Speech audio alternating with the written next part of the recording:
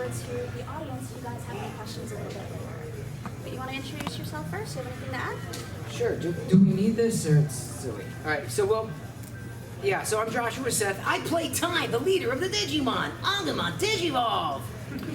And everybody thinks that was like my first foray into voiceovers. It was the breakout role, but I'd actually already been doing voiceovers for about 7 years in Los Angeles at that point. That was just the first show that really hit.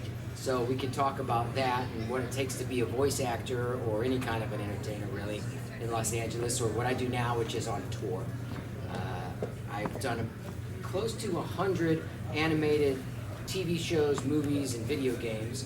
Everything from Cyborg Soldier 9 in the show of the same name, to Hige and Wolf's Rain on Cartoon Network, to Akira. I'm the voice of the main character, Tetsuo, in Akira, which is looking like it's going to get a live-action treatment, and many other shows that have been on Cartoon Network and Adult Swim and Hulu and Netflix and so forth. What I do now, though, is I travel around the world as a psychological illusionist and keynote speaker, talking about creativity and the mind. So we can get into that as well if you like.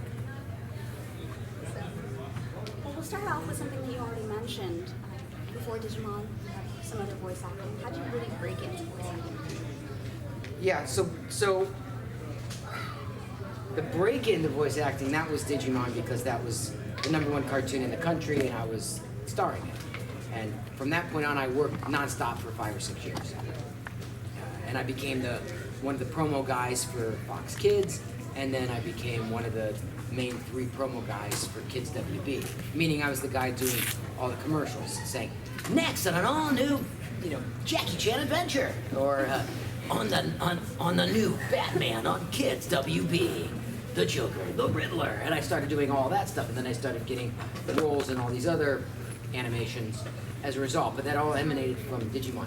But prior to that, I had a radio show, and a lot of people that are professional voice actors that actually have careers over a long period of time, their voices are trained. Mine was trained in theater. I did 8 shows a week, equity musical theater, for touring Broadway casts that would come through Ohio, which is where I grew up. It was it was the biggest theater in the round, musical theater, dinner theater company in the country at the time in Akron, Ohio. Initially it was 500 seats, and then 600, and then 2,000 seats by the time I went to college. And I did 8 shows a week of musical theater there. That's how I trained my voice. So people come up to me all the time and say, oh, I have an interesting sounding voice, or I can do these impressions. That doesn't necessarily mean that you can sustain it from session to session, or like what I was doing, which would be a couple of shows a day and then driving around Los Angeles and doing a bunch of auditions as well. You have to know how to use your instrument. So in my case, in the case of a lot of professional voice actors, it comes from musical theater training and singing.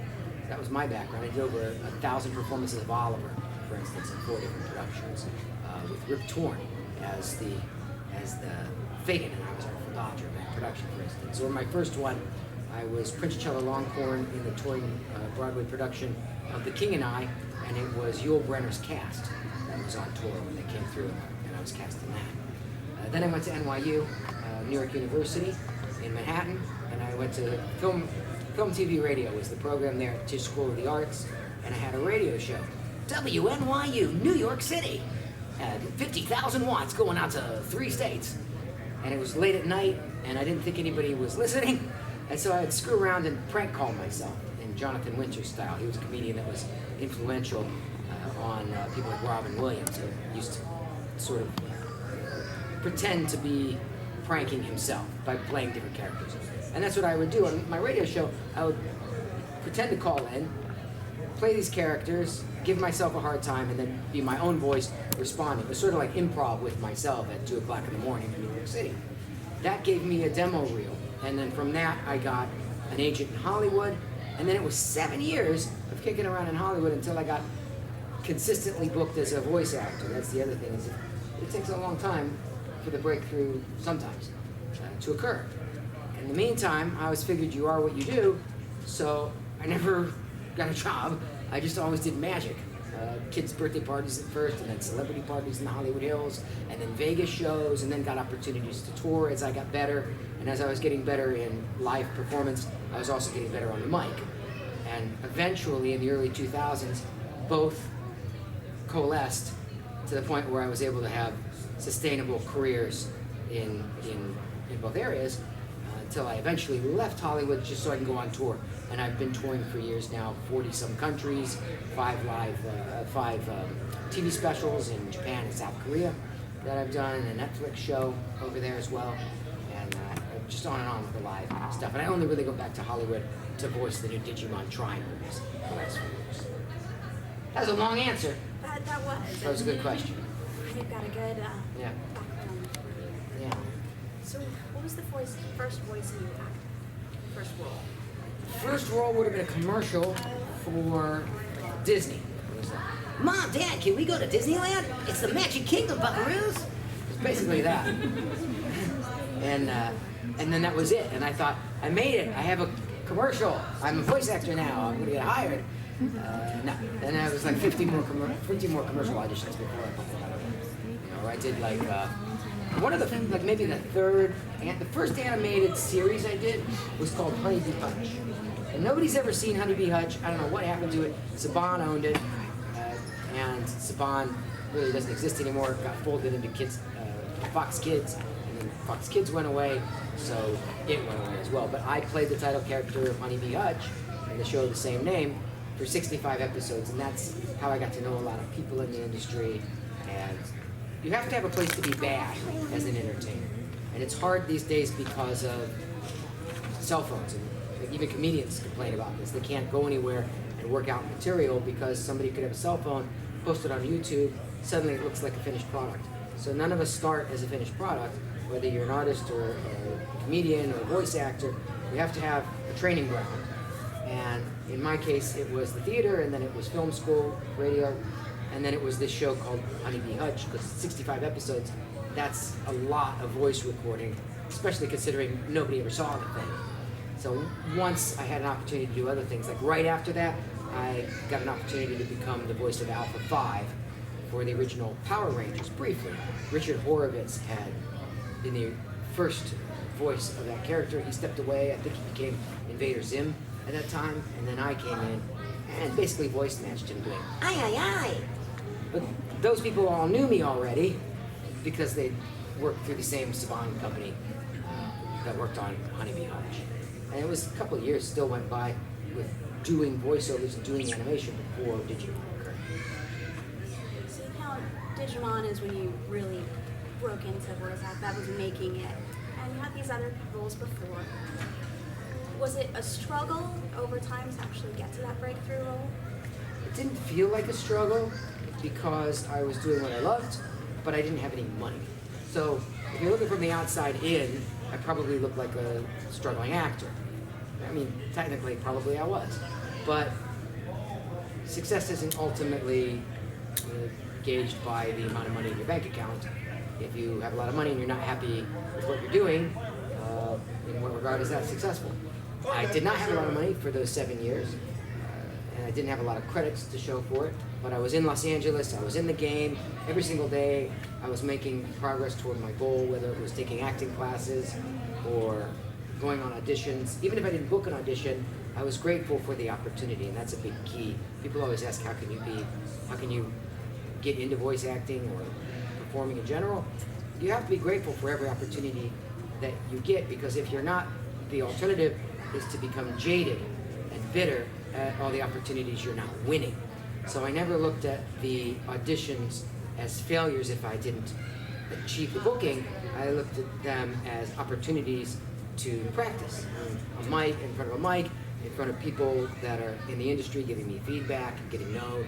And over time that did definitely pay dividends. So I never really felt that I was struggling. Also, I was making my living as a magician, and eventually that became the career that I gravitated toward, the path that I chose to follow. The branch of magic I do is called mentalism, which is sort of like mind games. And so my day job of doing magic to make money as a kid, or as a young man in Los Angeles, that really became the career that has sustained the through line of my whole performing adult life. And that was just kind of to make ends meet because I wasn't booking enough voice gigs early on. So everything always connects as long as you have tenacity and vision and drive and dedication and discipline and gratitude. That's a pretty good list, actually. It's almost like you're a motivational speaker. Yes, but it is true because people think, oh, well, I couldn't do that. Yeah, you can, but you have to be willing to pay the price. Are you willing to move? You know, geography to some extent is destiny. I grew up in Ohio. I wasn't going to get any of these auditions in Ohio. I moved to Los Angeles, where the work is. Are you willing to, I had a, student loan debt. Are you willing to continue paying that? And then I was driving a 1974 Super Beetle, and the heat would never go off for years in Los Angeles. And doing a birthday party for initially like $25. Like, are you willing to do that with no guarantee that you're going to be successful? Except for the success that you feel because you're pursuing your passion. You don't even have to be good initially. If you're willing to do all those things, like, you'll get good. I wasn't great when I began. To the extent that I am now, it's because I stayed in the game long enough to get good at what I was doing.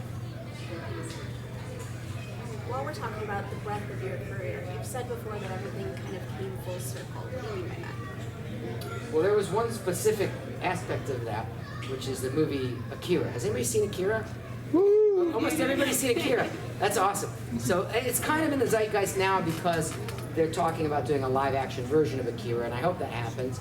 I know that it comes and goes in Hollywood, this project, but it feels to me like this time it might actually happen. But when I was in film school in New York, I wandered into an art house theater that was playing Akira, and it looked totally different than anything I'd ever seen before. There was no anime in America at that time. These Comic-Cons didn't exist. This culture of cosplaying and so forth didn't exist. What existed in terms of cartoons was for kids. So I saw this and I thought, this is the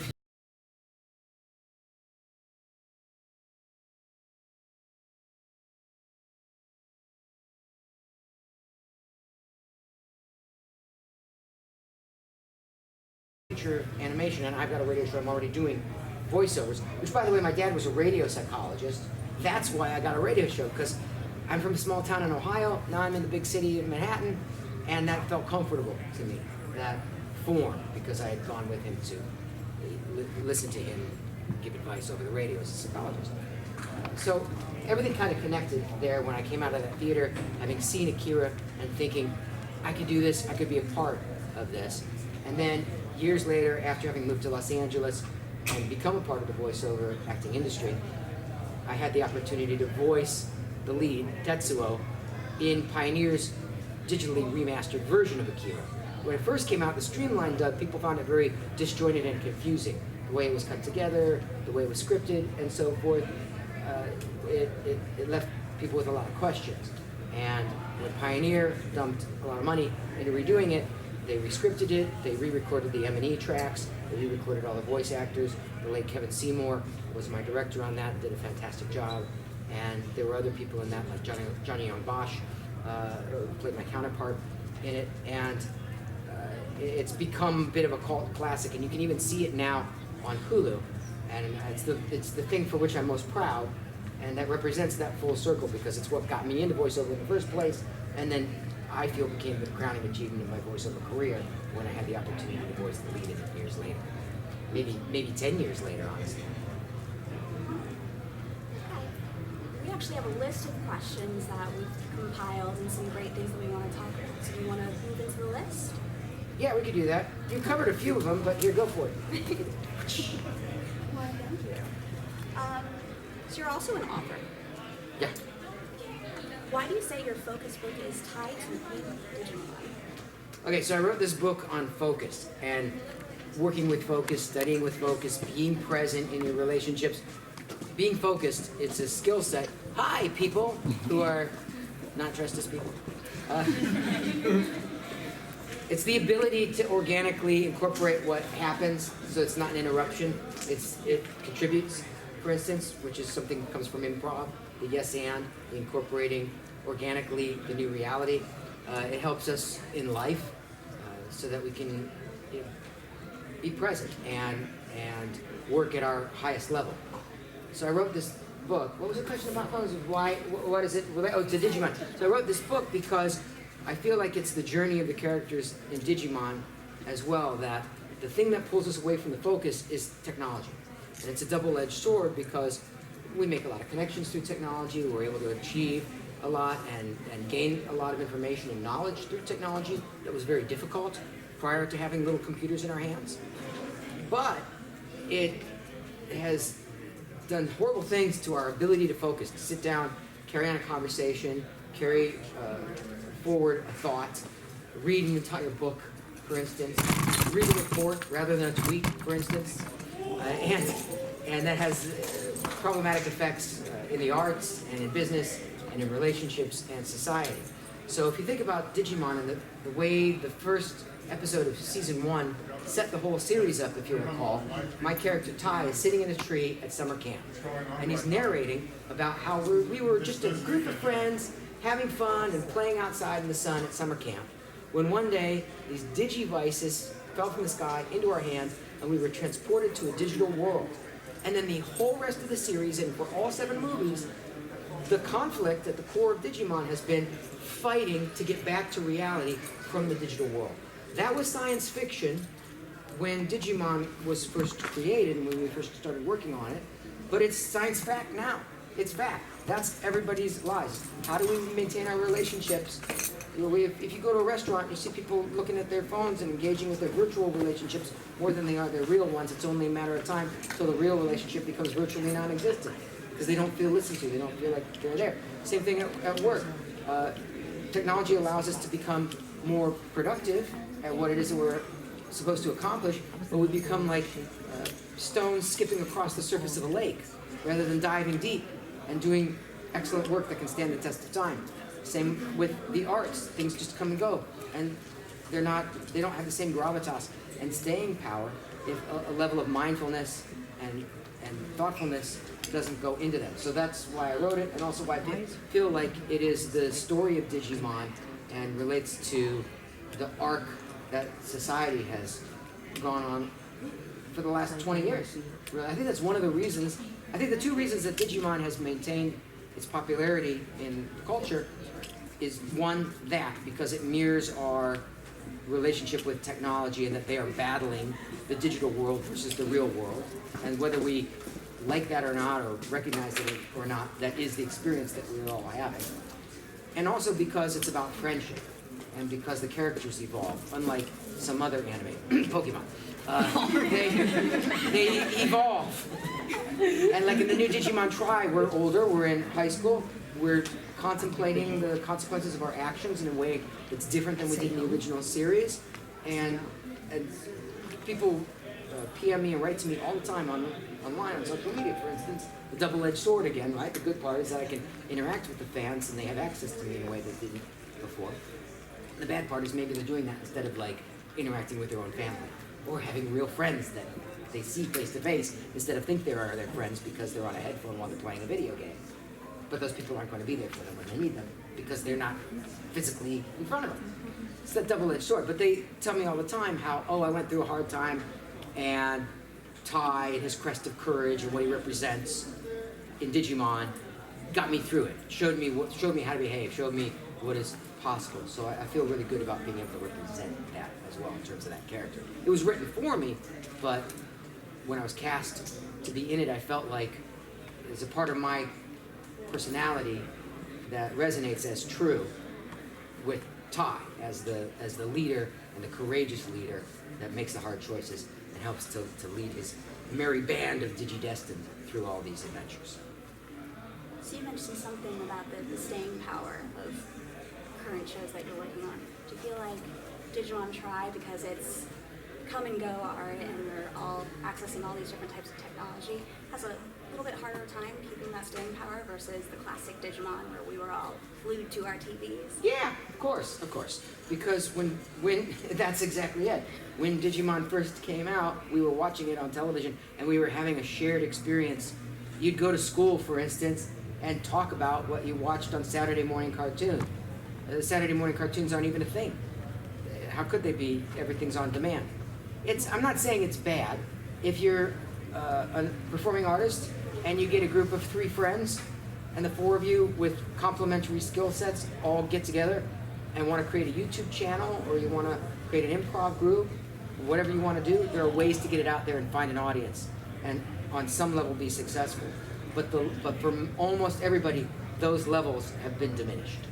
So they were already diminished by the time I got on the scene too, by the way. So the icons, the legends of Hollywood that existed back in the era of Marilyn Monroe and John Wayne and James Dean and so forth, stars of that caliber don't really exist anymore because there were only a handful of them and everybody was having a shared experience. And the new movie came out and everybody went to see it. So a comic went on Johnny Carson and everybody saw him. 100 million people would see them and it would change their career. I have friends that go on late night shows or Ellen now. A few million people will see them. But in general, it doesn't change anything because there's such a preponderance of entertainment out there. It's become more of a distraction rather than a shared experience that changes society or that we can all enjoy together. There is no more on Monday morning, hey, did you see the new Digimon on Saturday morning? It's everybody's staring at something different on their phone. And it never ends. There's innumerable anime, innumerable news outlets, innumerable celebrities, but almost all of them are small. So yeah, it's not gonna have the same staying power. Some things will pop through because they'll resonate with the zeitgeist of the moment. But they're very few and far between, and it's harder for them to cut through the noise, the digital noise of all the content that's already out there. It's easier to find an audience on one hand, but it's harder to make it stick because as soon as you put something out, there's a million other things that are coming right behind it. And we only have so much time. We all only have 24 hours a day, and a third of that is sleeping, and a third of that is transportation and self-care and eating and so forth, and then a third of that is working or studying, and what's left for anything else? Not a lot. I don't know how you guys even keep up with all the shows and like, how can you even choose what to watch? I don't.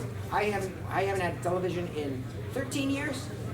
When I left Hollywood in 2006 to go on tour, to go on the road, I decided I'm just going to unplug. I've seen how the sausage is made, and I'm leaving the factory. And also, I don't want to be derivative, so in writing these books, I've written 3, and the 4th one I'm writing right now, it's my keynote speech that I give to corporations and associations and colleges about the future of work in the age of AI and the necessity for innovative, creative thinking in order to grapple with the disruptive change that all this technology has wrought and will continue to create within our society, and it's exponential. It's just speeding up and speeding up because of Moore's law, because raw computer processing power doubles over 2 years, and our brains can't even comprehend what that means because nothing else in life operates that way. You don't have $100 in your bank account today, and 2 days later it's 200, and 2 days after that it's 400. You know, nothing else, nothing in the growth curve of a tree or a flower or a human being doesn't double and double and double and double. Only computer processing power does that. And so the amount of change that's on the horizon is inconceivable to everyone. Nobody knows what's going to happen. So what do you have to do? Be more creative, be more flexible, be more collaborative, be more communicative, be more present. So that you can be like a surfer and ride those waves instead of just bury your head in the sand and get crushed by it when it comes ashore. So the irony of keeping up with technology and being in that world is that you actually unplug to be more creative, to keep on top of it? Because I feel like you're either taking in content or you're putting out content. So if I want to write a book or a show or a script or a speech, and I don't want to be derivative of everything else that's out there, my only chance for some level of originality and thought leadership is to not be looking at everything that everybody else is looking at, consuming what everybody else is looking at. That's another problem in the arts. Currently, I thought in this era it would be sort of like the 1970s, because there's the whole resistance political movement, and when there was resistance to the Vietnam War, for instance, that was great for the arts because of protest music and culture. But now, that has not occurred. It has become like the stuff is numbing. numbed out. And do you know what I'm talking about? Yeah. Yes. Everything's very numbed out instead of very visceral and alive. Not everything. I like Childish Gambino, for instance. But he comes from a different angle as well. Oh, and that was part of my point is, so if everybody's looking at the same shows and experiencing society in the same way, then they're going to come up with the same output, the same creative solutions, the same sound or look, if you will, same feel. If you come at things from if you draw, for instance, you'll find that you're tending to draw things in the style that you're accustomed to viewing. If you unplug from that, or like I've done, travel the world, I've had the opportunity to tour to 40 countries in the last dozen years that I've been on tour, then your perspectives change. Like my girlfriend here and I, we just came back from Bogota, Colombia, where we went on a tour of street art. The street artists there, they don't look like anything like the street art in Los Angeles or New York, because it's informed by their life experience. And their life experience is very different than ours. The struggles that they are going through and what they're exposed to culturally is different. So if you want to be an artist of any kind and you want to make some sort of a mark and be lasting, you have to have all those attributes that I listed earlier. You have to be willing to pay the price, to move if necessary, to have tenacity and self-discipline and strength of character so that you don't succumb to the sorts of things that lay waste to careers like drugs, alcohol, women, gambling, you know, the big ones, because they're momentary distractions that bliss you out or give you some sort of a pop, but they don't do anything for you in the long term. You have to be focused, you know, and dedicated to this path, this passionate, progressive realization of your ideal. And then if you can do that without doing it in the same way as everybody else, which oftentimes requires unplugging to some extent, then you can find your own voice. And when I started doing Digimon, voice actors at the time, they all sounded like that. Because cartoons, remember there was no anime. People think that Pokemon came before Digimon. Digimon came before Pokemon in Japan. And it came out pretty much the same time in America. But I didn't want to approach what I was doing in that silly fashion. I'm an actor, right? I came from the theater. And so when I did Tai, when I voiced Tai, I wanted it to feel real. And that was the other change too, is that we were voice acting like real people. Now that's much more common now because there's a lot more animated product out there for adults. But at the time it was for kids, so people were wanting to be the next Mel Blanc, for instance, that could do Man of 1,000 Voices in Bugs Bunny and so forth, or Hanna-Barbera kind of stuff, which I actually was able to audition there. And it was really cool. I'm not disparaging those things. I grew up on it, and it's funny, and I love it, but it wasn't my voice, it wasn't my style. And so even though I could do hundreds of voices when I got to Los Angeles, I only really made it and started to get hired when I was putting forth my authentic voice as a human being.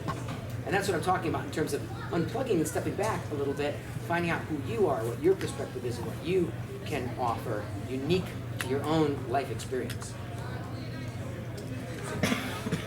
Seed of thought. I think I'll probably keep thinking about that later. All right. A little change of pace here. I love this question. What's the link between Tai and Harry Potter? The link between Tai and Harry Potter. All right. And where are my kids? My kids left. And I read them Harry Potter every night. So, okay. The link between Tai and Harry Potter. When I went in to audition for Tai, I had been reading Harry Potter, had just come out, the original release of the books. They hadn't been movies yet, or theme park rides or anything like that. They were new. And because I'm a magician, I immediately was very into it. I mean, they were a phenomenon anyway, but I wanted to read it because he's a magician, but also I was reading them out loud, as I still do today. When people ask me how to become a voice actor, one of the things I say is read out loud, read stories. If you don't have kids, like I have kids to read them to now, you could volunteer to read at a library or at a children's hospital, or you just read it to no one, to the air. But read it with full emotion and commitment to the characters, because in something like Harry Potter, the characters are drawn so well that it's a form of acting. Voiceover, being a voice over actor, is being an actor, but instead of being able to rely on all your five senses to interact with your cast members and get across the feelings and ideas in the script, you're limited just to this one mode of expression, just the voice. And it's the same when you read out loud from a book. So I have always done this. In fact, when I was a kid, we didn't have TV in the house, and I would listen to old-time radio programs. I kind of had hippie parents, so they didn't have TV either. And I had these cassette tapes of like the Ovaltine Radio Hour, or the Lone Ranger, the golden age of radio. And they were golden age of radio, old-timey stuff even when I was a kid, of course. But I would listen to those, and I had those voices in my head, and that sort of an ethos. And so when I saw the image of Ty on the page, and a side is just a single page of script like that, I looked at him, I read it, I saw Crest of Courage, and I thought, he's kind of similar in age to Harry Potter at the beginning. Harry Potter is this kid thrust into extraordinary circumstances and being required to become courageous, because that's what heroism is, right? Is ordinary people being thrust into extraordinary circumstances and rising to the challenge. That's what heroism is. And so I thought, well, I'm going to play Ty as though he were Harry Potter and just drop the accent, but be me. And so that, in terms of it being out of left field and a unique voice, that, I believe, is what got me cast. Because again, everybody else is coming in having seen the same TV shows, eaten at the same restaurants, lived the same life experience in the same world, and here I am living a different kind of a life, right? Reading out loud from a children's book at the time, and that's what's going on in my internal dialogue. To use an acting concept. You have an internal dialogue or monologue with yourself, or dialogue with a character, and in my case it was Harry Potter. And so that gave me a different sort of a read or take on the character than the other people that were coming in, and presumably they were all, really doing that kind of silly read that was popular at the time. And I came in and read it as though he were Harry Potter, but American instead of British, and with a digivice instead of a wand. And I had a lot to work with then because of J.K. Rowling's writing going on in my brain. You're not given a lot to work with a side, it's usually just one page. So yeah, that's the link. And then I internalized that in terms of connecting it to the aspects of my own character that are most Ty-like, and that's what sustained the character over the now 20 years that I've been voicing. So I think that's a great thing to point out, and because of when Digimon came out, your style actually just kept creating ripples. Yeah. So we have a lot of voices now that are very natural, like you pointed out, because it's a lot more adult animation. But that definitely stemmed, and it's great to know that it came from something as fun and iconic as Harry Potter. I don't know that I was the only person, but I was certainly at the beginning of that sea change. And it was a choice and a chance to not read in a very over-the-top, characterized way when I began auditioning without artifice, without significantly changing my voice. Because I could do those things. I remember on my original demo tape had like 200 voices, rapid fire, like no, your name sounds like the ringing of a bell, like Dudley Do-Right kind of stuff. Which my voice is a little hoarse and that wasn't dead on, but I could do that dead on. All these other, kind of weird creatures, which came in handy here and there for secondary characters. But I really wanted to feel that I was acting in an authentic, transparent, honest sense, which to me, that's good acting, because it communicates the human experience embodied in the character, even if the character is animated. The next question actually ties into your sense of unplugging and not being affected. But did you actually watch the Japanese versions before you started voicing? No, I never watched the Japanese versions of anything. Because I don't want to be derivative in terms of pace, tone, style, even though I don't know what they're saying, somewhere subconsciously it would get in and it would inform my interpretation. All I want to know is what drives this character, what does he want, what's his relationship with the other characters in the scene, and then I do like to hear the music. Whenever I say drop out the voice track, but let me hear the M&E, the music and effects, because that really gives me a sense of the intention of the tone and the pace of the thing. So that has to do with direction as well. A director, a lot of times, is setting tone and pace, if you're a good director, and then letting the actor free to play around within that space, sort of like a jazz musician playing within a theme. So eventually you did leave Hollywood. Why? I left Hollywood because I couldn't, as long as I was in the voiceover industry. Once I went for a weekend ski vacation at Mammoth Mountain, which was an easy drive from LA, and got snowed in and couldn't make it back for one day, and the studio threatened to recast and send the whole thing to Canada, like to guilt me into saying like all your friends that are on the cast are going to be out of work as well. Like I was snowed in. I didn't leave LA. I think after that for 5 years, for a day, and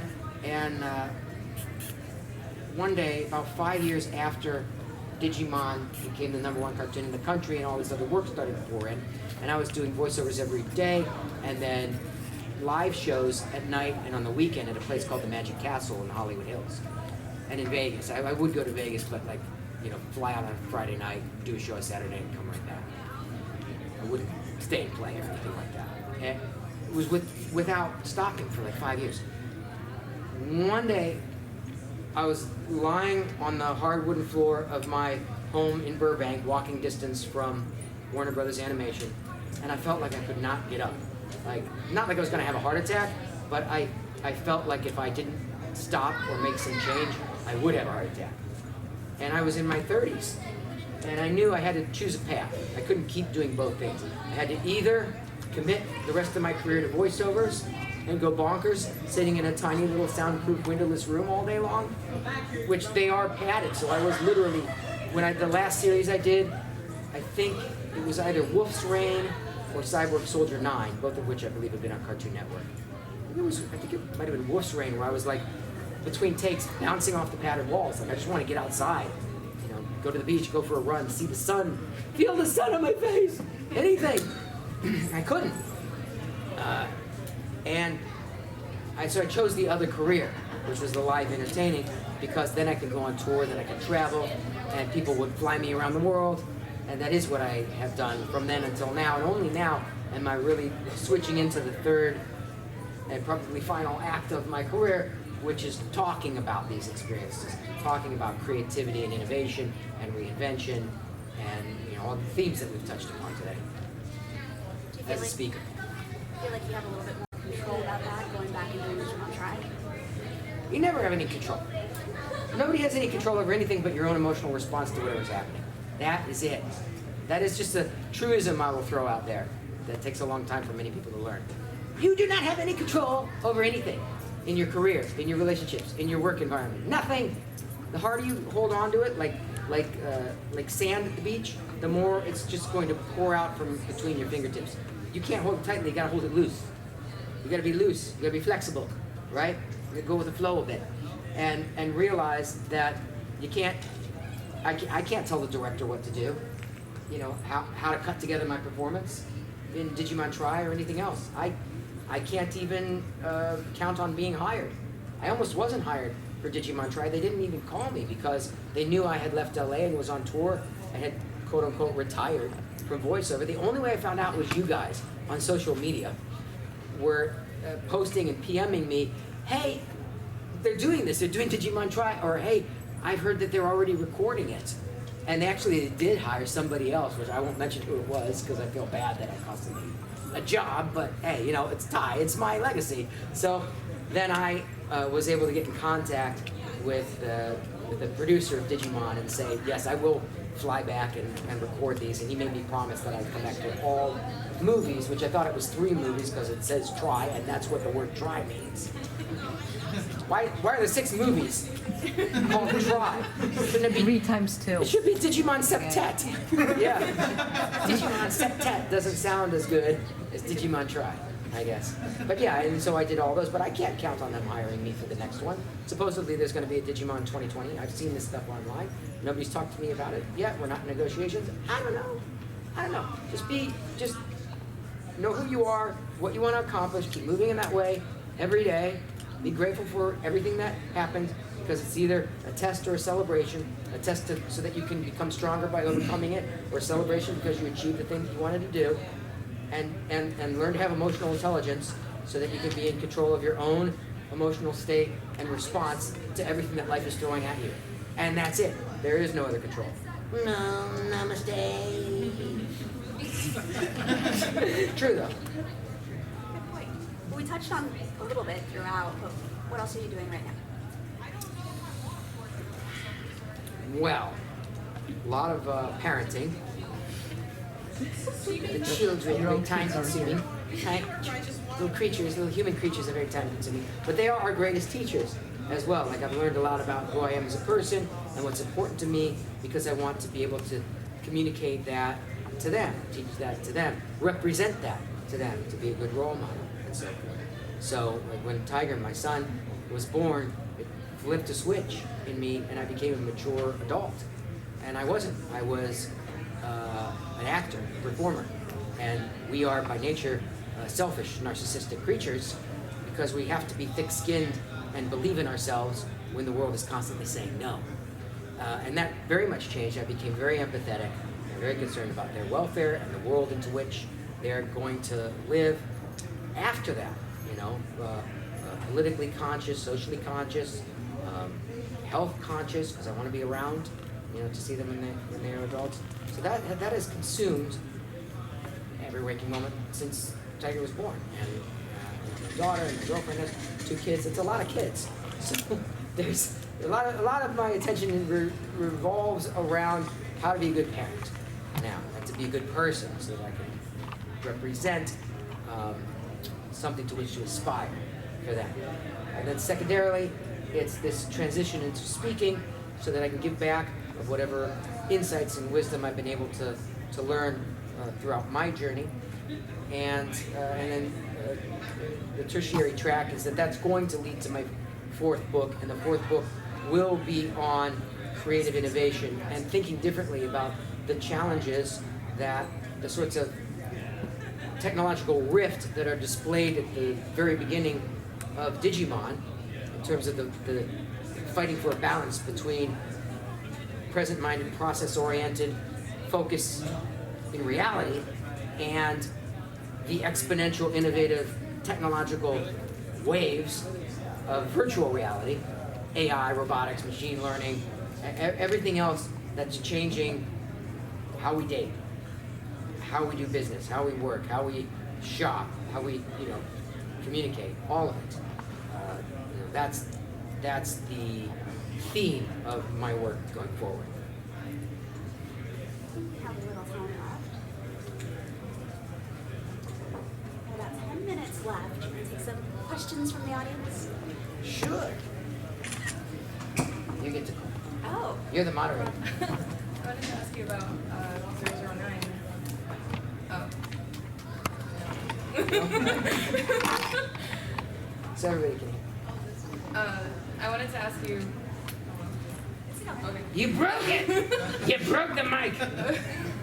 About 009, Yeah. when you got casted as Joe, did you know the influence that series had had in Japan prior to that? Yeah, so she's talking about a show called Cyborg Soldier 009, and I played the title character 009 in it. I actually went back, this was a favor. Now I remember the trajectory of this. After Wolf's Reign, and I played Hige in Wolf's Reign, which is a great series, a very tragic series in the Shakespearean classical Greek sense as well. Like, I don't want to give anything away. It's a real tragedy kind of a series, but like in a good way. That was going to be it. And then whomever was voicing 009, they thought he sounded too much like a kid. And they'd already recorded 2 episodes and they had a deadline to go to air. And at the time I was friends with the director who asked me as a favor to come in and just do a test read for it because they didn't know where to go with this character. I knew what they were talking about. Like he's a commanding presence. I mean, I like to inhabit the characters. I see the drawing, and he's standing there, and he's looking at this angle, and the cape is waving behind him. If you stand in the position that you see the character drawn in, at least for me, I begin to feel what it feels like. And then I read the line from that physicality, And it works, and so it worked, and so they asked if I'd stay and do that series as well. But prior to going in for that read, I'd never heard of it. I didn't know anything about it until afterwards, years later, as I come and do these Comic-Con series, it comes up over and over as to what an important seminal work that actually is. Yeah, I just thought it was cool that you had worked on Power Rangers, and Yeah. the creator of Cyborg 009 created Super Sentai Right. prior to that, so I think that's cool, like, kind of Yeah. ended up coming together like that. And it makes sense that the same people that were casting and directing and writing for those projects, those are the same people. That's how I knew all of them. Yeah. As well. And again, that's why I say geography determines to a large part your destiny. So if what you want to do, nobody hires for it in your area, and you want to do it, then you got to move. So only because I was there did they know me, and did I get those other opportunities. And that's why I moved. That's the other reason I moved out of LA, was because I could never stop doing that and do the other thing I wanted to do if I were there, because I kept getting these calls. Yeah. And they kept sucking me back in. So you I'm already, trying to get out! so you already knew Johnny when you went in for it. I knew Johnny Youngbosh and all this. It's the same people, that you see on all the auditions and in the recording studios a lot. What's your favorite Digimon? My favorite, well, I gotta say Agumon, right? Agumon. It's Digimon. But the other one would be a character that I voiced, who's like this little pink squishy marshmallowy guy called Motimon. So I was the voice of Motimon as well. Motimon. And I'll give you the inside scoop on that. I was doing a voice that I had heard in a cartoon when I was a kid called The New Shmoo Show. And I wouldn't blame anybody for never having heard of The New Shmoo Show, but I always thought that was a really funny voice. It's kind of the sort of voice that Howie Mandel did on his Bobby's World as well, but a little more pulled back. So yeah, I did that voice, so whenever I see that character, I have a connection to it as well. Do one or two more? Come on now, y'all.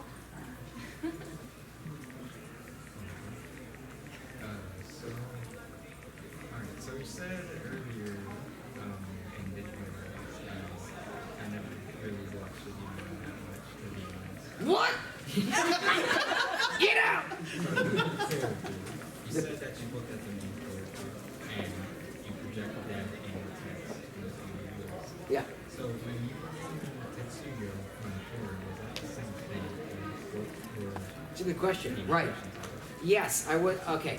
So a problem with a certain style of acting called method acting. I'm not a true method actor in the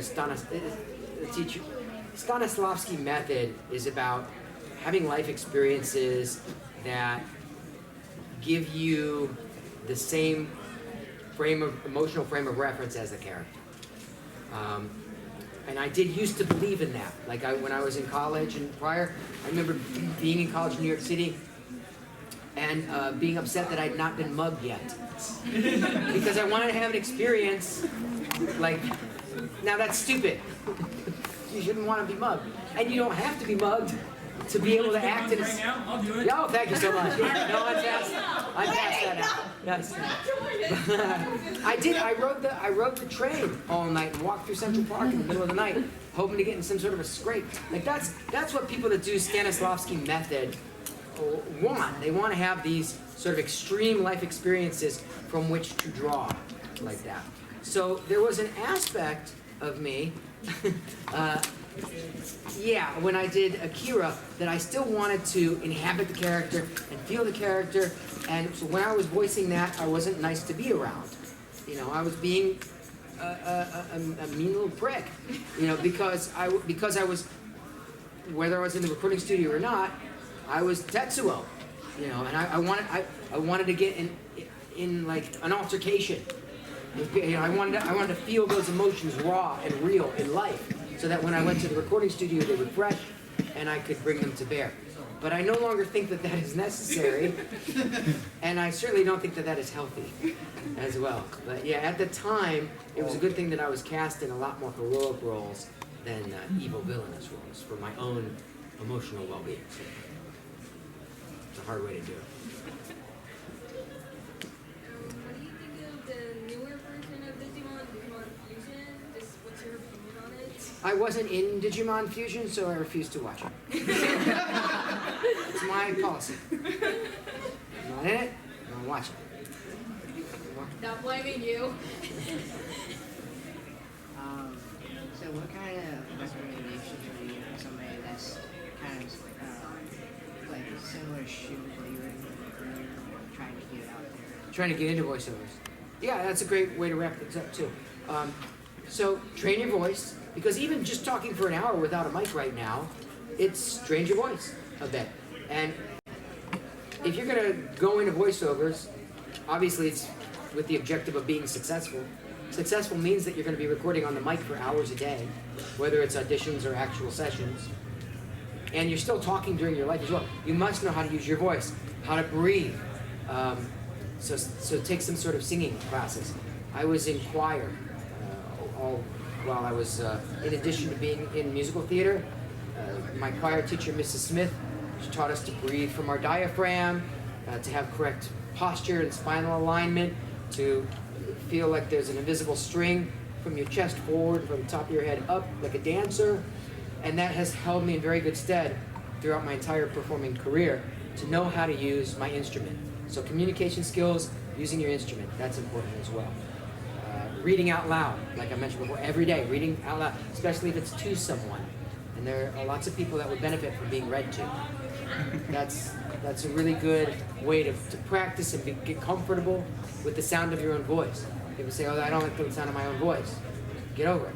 Like, it's uniquely you, right? When I started too, I used to want my voice to be lower, you know. In a world where a man and a woman come together to fight great odds, like Don LaFontaine. But that's not my voice, and that wasn't my path to walk. So ultimately, you have to be comfortable in your own skin and with who you are, and take your limitations as the defining characteristics through which you can make strengths, right? So, you know, I have this unique voice that could be perceived as a limitation because I can't do what's called voice of God movie trailer stuff. But hey, I ended up doing Saturday morning, you know, cartoon voiceover instead. So you can find a path that way. And then finally, find other people that want to do the same thing or something in the same area, so that you have a support network and you can all grow together. Because it's isolating enough to be with a pair of headphones on in a windowless padded room reading script. These days, especially, people are auditioning from home studios.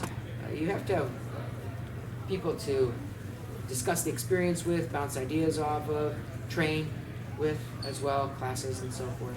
Live, you know, viscerally, in person. Improv group would be a great way to do that. Get some friends together and create an improv group. Yeah.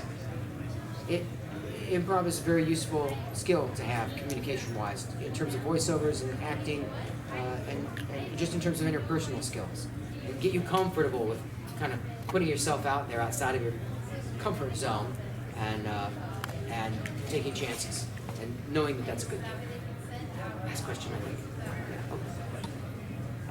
Yeah, kind of along the same lines, like demo reels and stuff like that, demo tapes. Would you suggest anything like scripted, or go with something more original, or even do like readings from books, as you were saying? I don't think you should go original for a demo tape, because they want to hear paradigms. They want to hear archetypes. They want to hear, are you like the kind of person that would read an expensive car commercial in a slow, smoky voice?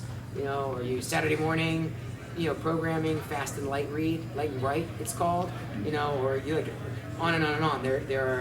They want to know where to slot you. But what I would do is pick the primary one, the primary area for which you are best suited, and lock in on that. And you don't need to spend a lot of money to make a demo now. The barrier to entry was much higher when I started. I spent $10,000 on my first professionally produced demo tape in Los Angeles, because I wanted to take my career to the next level. I'd already gotten a voice agent at the time, but I wasn't working consistently yet. And that demo where I said I had hundreds of voices on it, I had to rent a recording studio and a recording engineer and sides and scripts and things to license. And like, it was a big production. Now you can do everything on your phone. So you could get like a Yeti Blue mic. Yeti Blue mic, I think, is under $200. That's a really good mic that you can plug into your computer. You can use GarageBand, which is what I use when I'm recording scratch tracks for things now as well. Do it yourself, but just focus in on one little slice that you think is most representative of the bookability factor of your own voice and personality, and only do that. That will be your best shot at getting noticed. Okay. No, actually, the second part of my question is here. All right. Oh, got one more. I feel bad we don't answer the last guy. Last guy. I know there's other people coming in. I was a Power Ranger. I like Power Ranger. My favorite Power Ranger. What about the character Alpha 5? About Power Rangers? Yeah, Power I've been out of Power Rangers for so long. I don't know anything going on in that world. I was lucky enough for a brief time to voice Alpha 5, the aye guy, and that was about it. Like for a few sessions, and I got to go. They had a cool studio up in Valencia where they shot all the live action scenes and stuff too. And that was really early on in my career. So we're talking, I want to say like it had to be late '90s when I was doing that. So that's like it's like 20 years ago. So yeah, I unfortunately completely outside of anything going on Power Ranger wise. Alpha 5 is my favorite Alpha 5. Who is? That's my favorite Alpha 5. Is Alpha 5? That's my favorite Alpha 5. Good taste. Thank you. And thank you all for showing up. Yeah. And I'll be over at my autograph booth by the blue screen there in the back for a couple more hours. So stop by, ask questions. I got all kinds of photos there. And please follow me on Instagram, Facebook, Twitter, MySpace, Friendster. Just not LinkedIn. It's annoying.